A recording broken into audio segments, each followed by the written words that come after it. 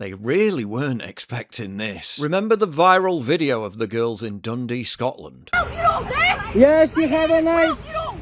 Hell, you broke me!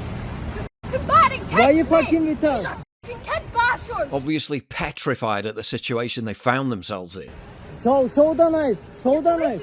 Show the knife. Get away from us! Show the knife. Show the knife. Don't touch us! Clearly upset at something the guy filming the incident had said to them. That's it. That's it. Show the knife. Don't touch my little sister! Show the knife. That's it. Don't f***ing touch my little sister! She has f***ing 12! We're jumping up! Wait until I f***ing catch you! She has f***ing 12 and you just battered me, mate!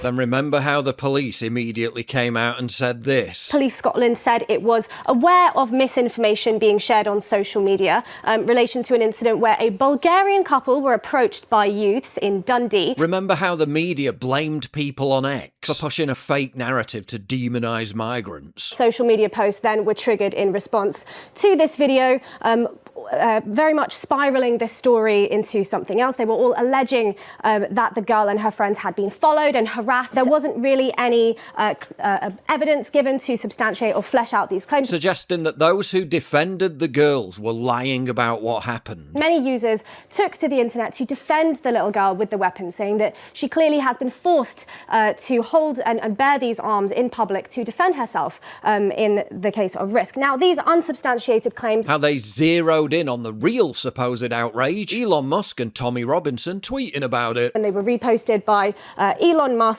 and Tommy Robinson, far-right activists. So we could really see here, Mark, how these things managed to get out of control. How they glibly regurgitated the police's claims that the girls were lying. Is there any evidence behind these migrant claims?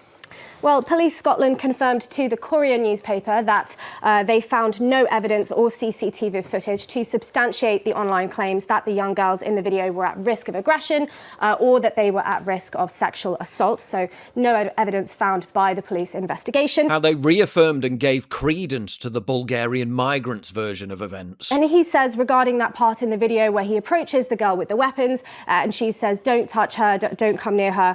He says that he was in fact just on the way to the shops with his wife when he was confronted with the girl with the weapons. And that's the person who called him an illegal migrant. So what we can see, Mark, is that there isn't any evidence to substantiate these claims. How surprising till then there's no evidence. It's almost inevitable, isn't it? Oh, just wait. You're going to really enjoy the delectable karma that's coming their way. On social media, the young girl with the weapons was declared a hero. It is interesting that symbol has been flipped or weaponized in a different context here. Yeah, we're going to find out who really weaponized it. How Humza Yousaf, yes, that one. The Lord President, white.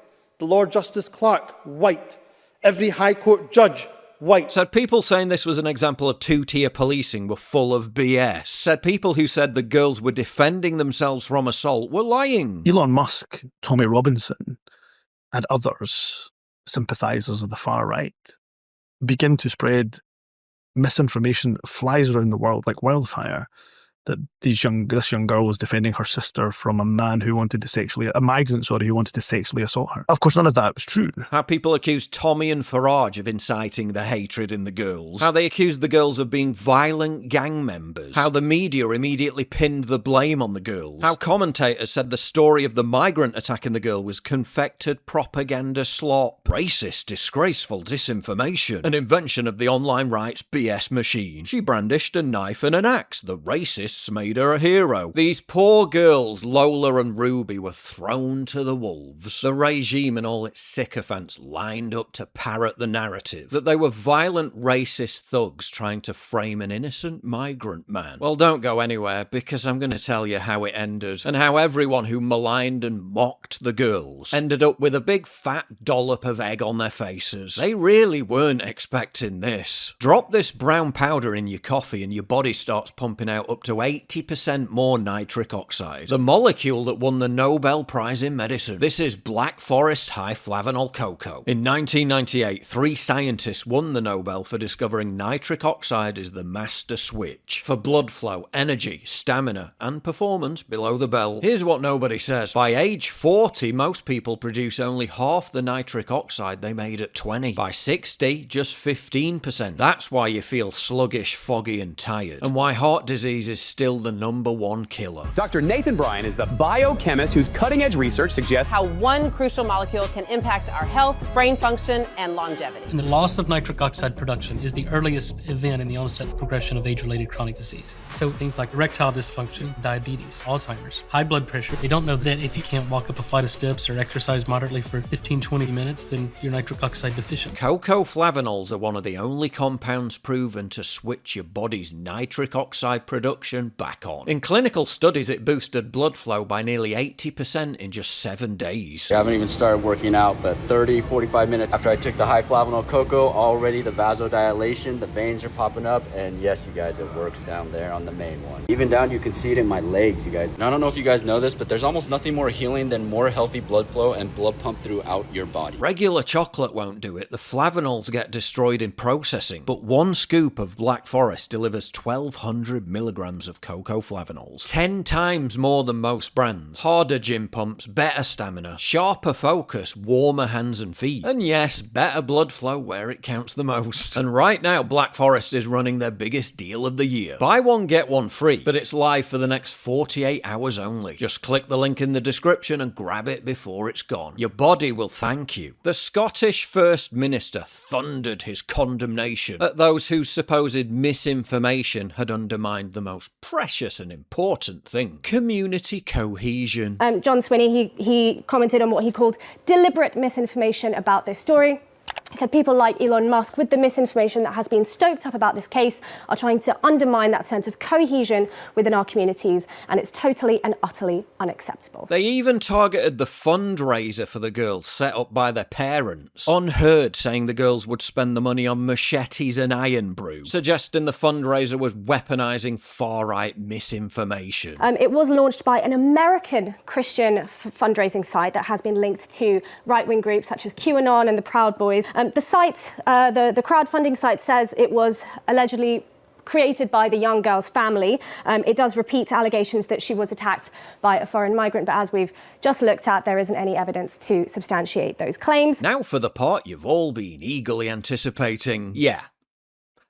Turns out all those media outlets, leftist politicians, commentators, and the police force itself, who denigrated, disbelieved, mocked, belittled, and lied about the Dundee girls, who finger-wagged, lectured, and browbeat anyone online who defended the Dundee girls, accused them of weaponising lies and spreading deliberate misinformation. Turns out they were all completely wrong, and all the people they attacked were completely right. Oh, just bathe in that warm glow of all-encompassing karma. You see, the trial ended just yesterday, and the Bulgarian man who filmed the clip and his sister were both found guilty. Turns out Ilya Belov initiated the confrontation when he walked past the girls and said, quote, "Hello sexy, I'll show you a good time." After the girls rightly called him a creep, he then called his sister, who arrived shortly after, and physically assaulted one of the girls. It was only after these assaults had taken place that the girl pulled the weapons out, as you see in the video. Belov's entire story that he was only reacting to the girls taunting him for being a migrant was also shot down in court. It was him who made them angry in the first place by making those disgusting comments. So yes, the girls were sexually harassed, assaulted, and that's why they were so scared in the video. That's why they pulled out the weapons to defend themselves, because they feared being attacked. How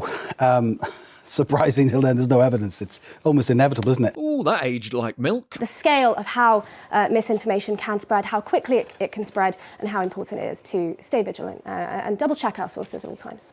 Indeed. Yeah, might want to triple check your sources next time, love, because you've made yourself look like a right sausage. And Humza Yousaf? Of course, none of that was true. Well, stunningly, he appears to have lost interest in the story altogether now. What's the matter, Humza? Cat got your tongue? I thought you said the whole thing was BS. Don't think it was, mate. No, this Scottish schoolgirl wasn't brandishing weapons to protect herself from migrants. Yes.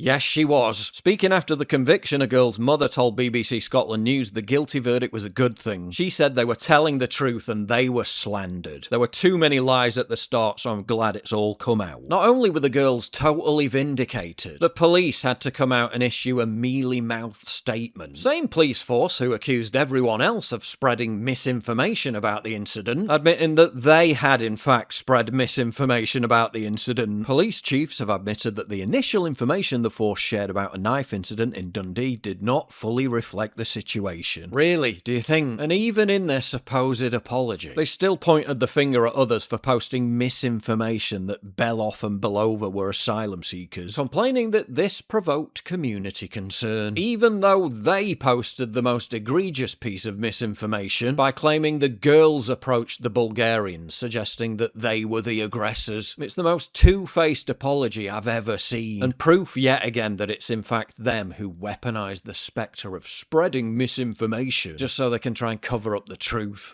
It's triggered false claims to the point that Scottish police have been more or less forced to put out a statement. All these prominent people who rushed in to denounce these girls accused them of lying, blaming the victim. Yeah, because it's not as if we had a massive nationwide scandal where that precise thing happened before, is it? Where the victims were ignored, disbelieved, devalued and blamed because they were white and working class, and because institutions and authorities were scared of being called racist and putting the sacred community cohesion at risk. How many times do you have to be proven wrong before you learn the lesson?